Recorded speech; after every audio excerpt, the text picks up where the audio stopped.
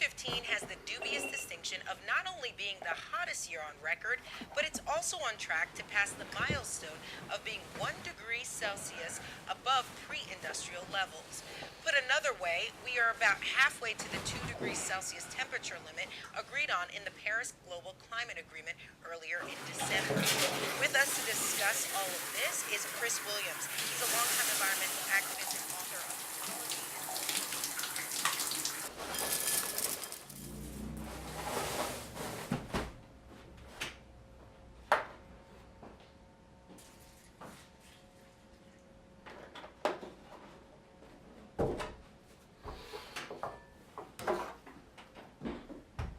We have broken new records for the concentration of greenhouse gases, as you know.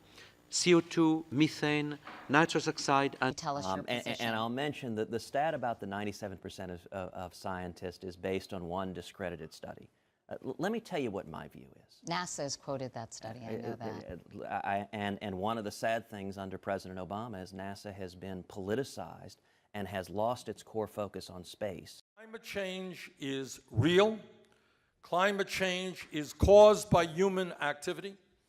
And climate change is already, today, causing massive problems in our country and around the world. Climate change, it's omnipresent. Every day as we go about our lives, we seem to be inundated with a cacophony of chatter on the subject.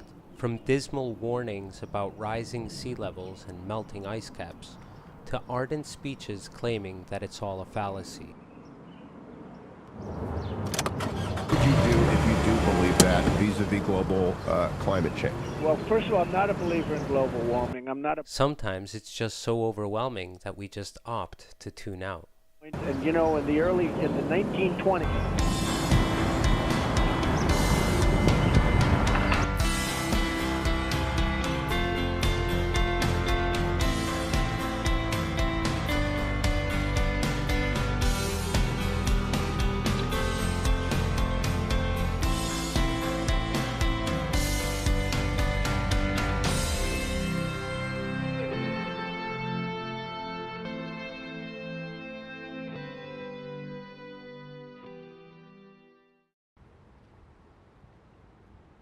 After all, what difference can one person make in this world?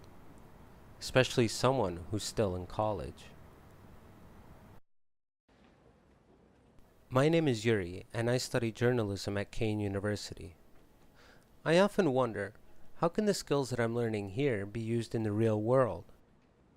Especially when it comes to issues like climate change. So I figured to do what I do best and start digging around a bit. And what better place to start than right here at the communications department? Media is so powerful, but what I think about is we need to have a clear frame.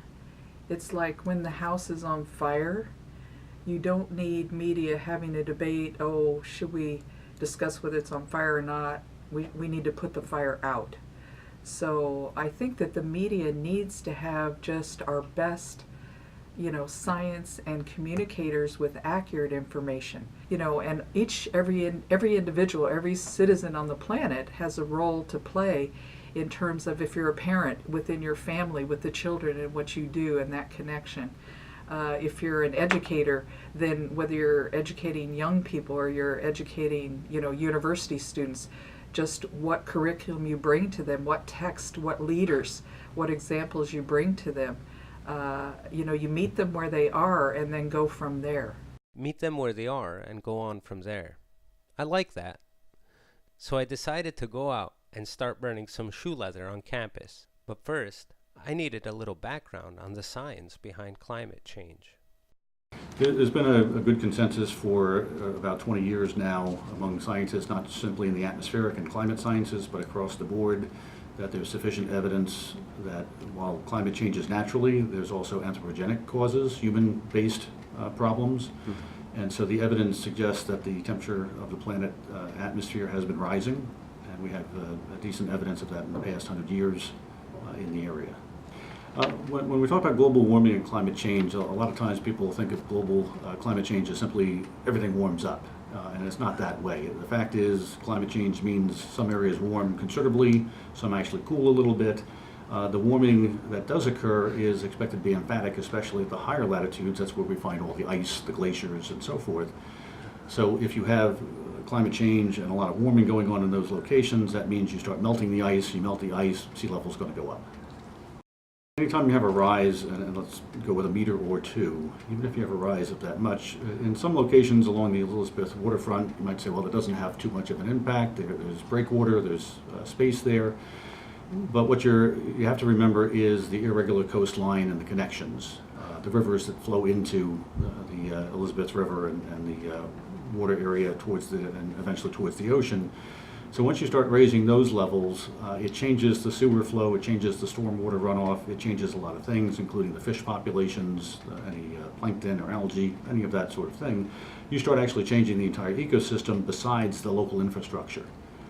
When you change each of these, that means that they interact with each other differently than they would otherwise. And we usually think, well, how different could it be? I'll catch a different type of fish, or it'll flood maybe a little more often in some locations. Initially, that's all it seems to be, but that's usually just scratching the surface. There's deeper changes that go on over time, which start shifting how the local area responds. There are plenty in the scientific community who look at the situation and say, we're done and past this idea of, well, is it really happening or not? We feel we have sufficient evidence in various corners. Are there some parts that are not fully resolved or not completely certain? Of course there are. But that's true of any diagnosis you might find at the doctor's office, whether it be cancer or a disease or something of that sort. There's a known treatment for that. Do they know everything? Will they catch everything? Of course not. There's always some variation in there. Right. So that's part of the issue when you're making that sort of a decision. So if the scientific community agrees, why is it that this is still a hot button issue? Could it be that there's a communication issue? And if so, what can be done about it? You know what? One of the biggest problems we have been facing is actually the problem of communications. So we do our own research. We usually have a narrow niche.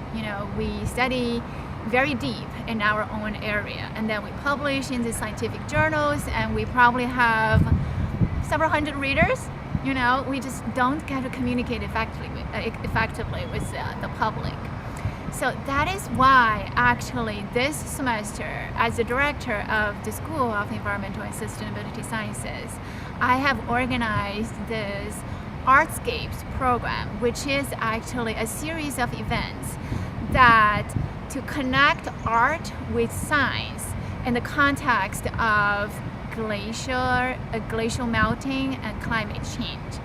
So we have actually encouraged our science students to participate actively in these programs. So they actually visit the art gallery to see photography artwork, sculptures, and they also had discussion with a film director who directed a film on climate change.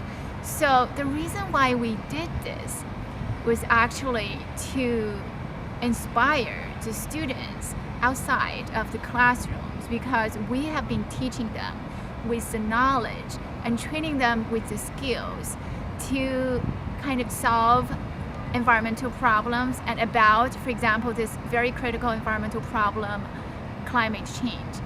So we as scientists, we obviously have passion in what we're doing. That's why we chose this as our career for our lives.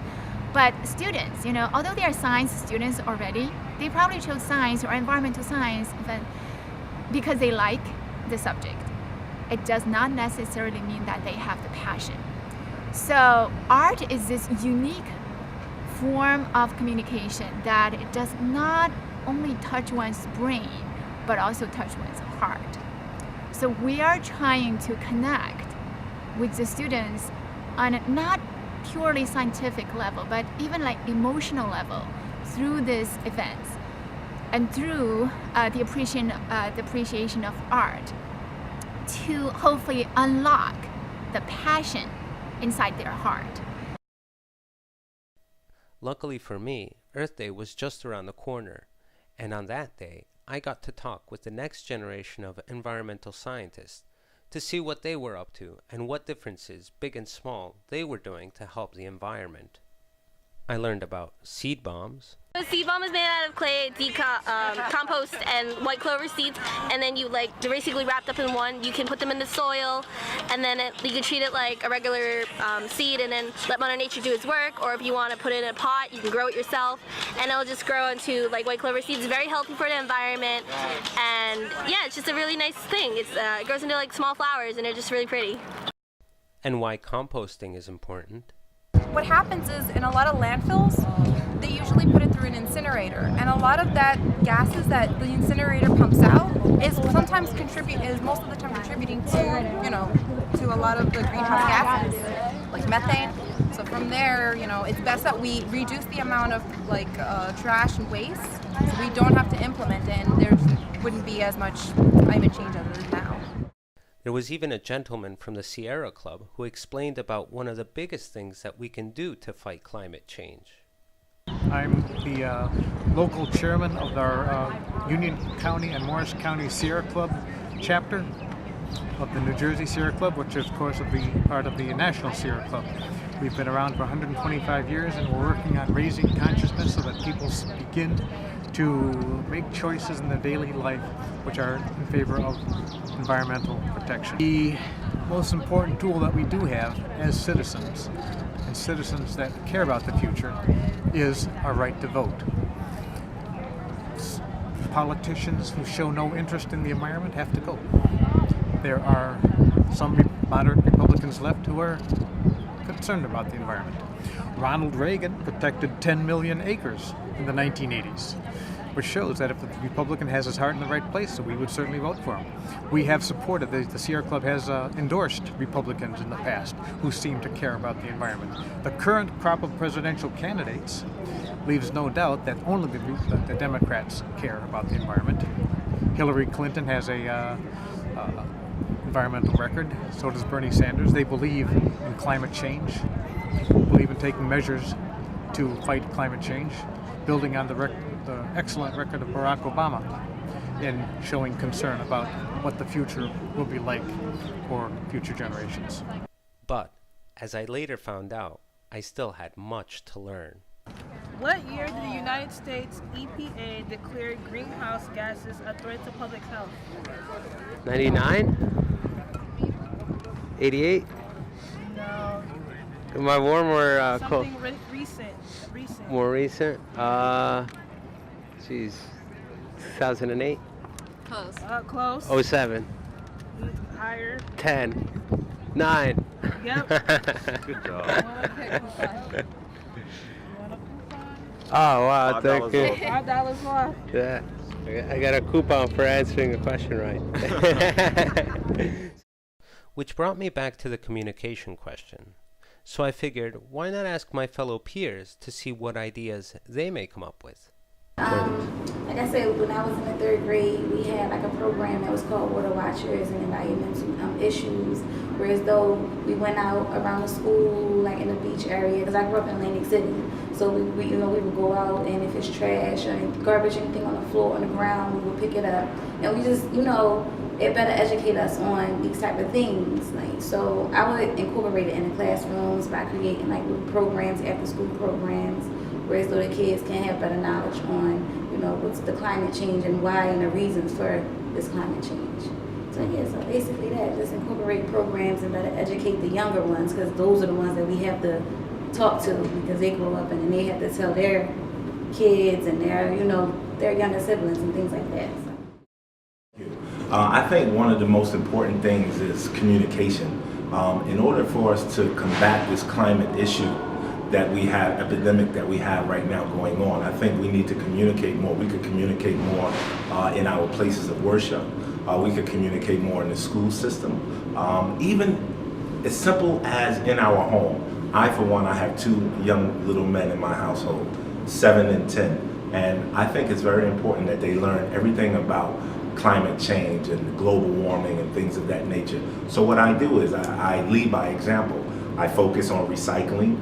I focus on making sure we monitor the use of paper products and things of that nature, aerosol cans, things that can affect the climate, the global warming, all of those things. I think it's very important that we as leaders of the community, we explain this to them, teach them the right way, to lead the right way, because all of us working together can ultimately change this epidemic that we have right now, and it's very important. I help out in ways like community services, help clean up places, maybe even grow a little garden or something like that. Anything that could help out, like get some fresh air into this world.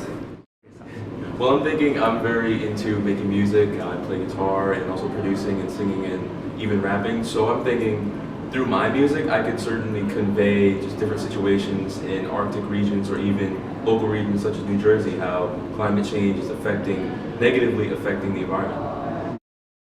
I think for me personally, I believe that social media is a big tool.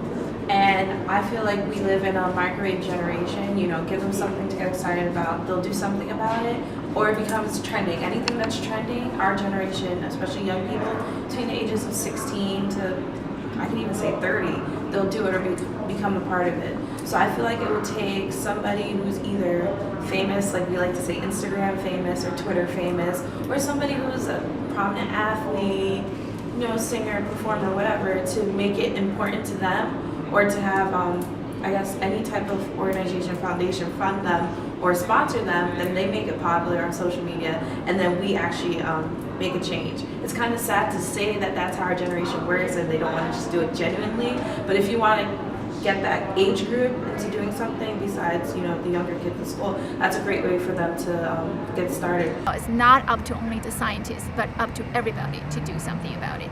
So what can they do then?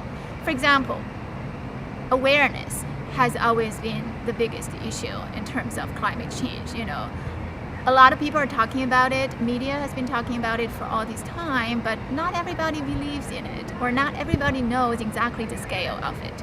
So this awareness, you know, how do we raise the awareness in the general public?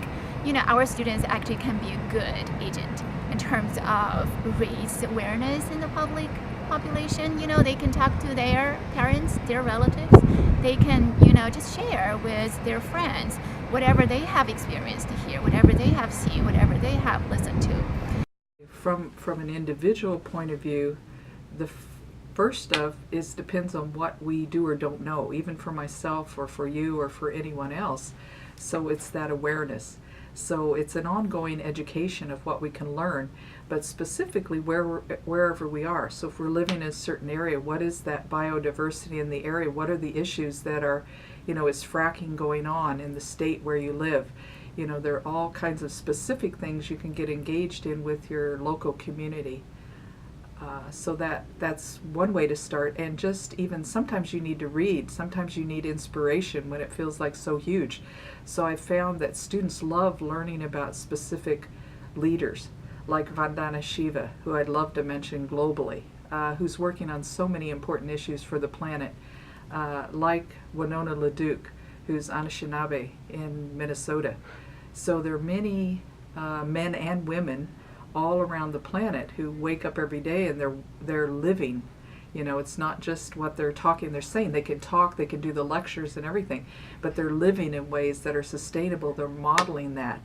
So even a university student may have a little kid or a cousin or a friend or just a stranger that sees how they're behaving, and that can have a bigger influence than you might realize. So what you're saying yourself, what I'm saying, what our walk is, you know, what we're doing as we walk this earth. And it's a very common thing for any of us to sit and say, well, gee, do I need to ride a bike to work every day? I don't think I want to ride my bicycle up the parkway. Not a good idea. And if it's snowing, what am I supposed to do? So it's not that we all have to go back to bicycles and walking per se.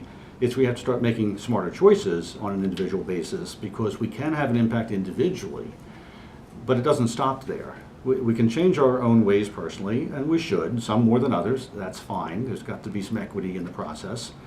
But we also have to understand that if we do things individually, that while that's good, a football team, a baseball team, they don't win the game with a quarterback or a pitcher alone. It's the entire team. So if we go back to the idea of a cultural change, if we do things on our own, make those contributions we can that are best suited to us and our lifestyle, our needs, our demands that we are under for work or otherwise. If we can do that individually, but we can collectively identify things that can be done for communities. One community, perhaps solar panels are the way to go. Another, it might be wind turbines. The various solutions are what's important here, not the individual and who's doing what, who's not doing what. It's a matter of putting the pieces together. The more you add positively, the greater impact that you'll actually have. So can that be it? Awareness? Maybe just using the skills that we have and talking about it with our friends, family, and everybody else around us? Was an interesting food for thought, so I mulled over it.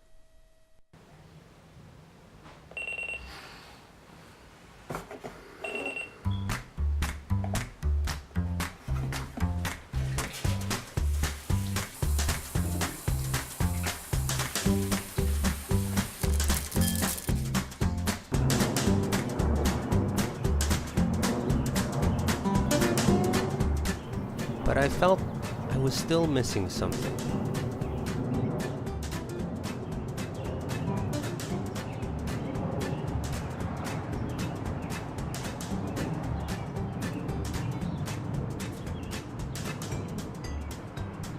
Then it hit me.